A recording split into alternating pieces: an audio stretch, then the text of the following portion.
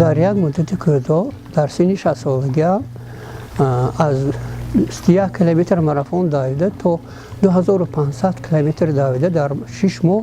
همین خیلی از روی گفتی علوم‌های آمریکایی کارنامه‌ای کردم که آدمی عادی حتی در 60-70 سال هم اینو نمیتونسته است.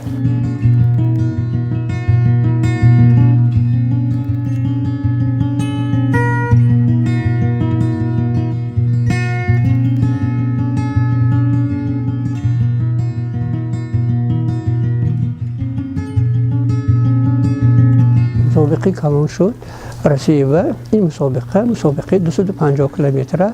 من 4 شبانه روز همراه رفیقان روسم دویده در ولایت یاروسلاو نوگورод 4 شبانه روز دویده 250 کیلومتر دویده. در اینجا هم من چمپیون جهان شدم.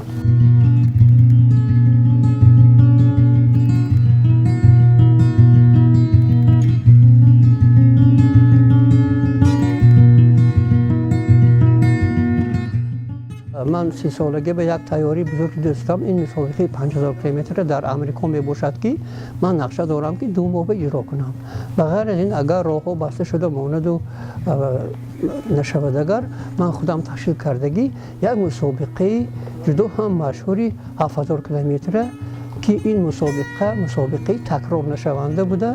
من این رو خدا خواهد بعد از دویدن تاجیکستان رو با کتاب رکورد جهانی گینس معرفی میکردگی.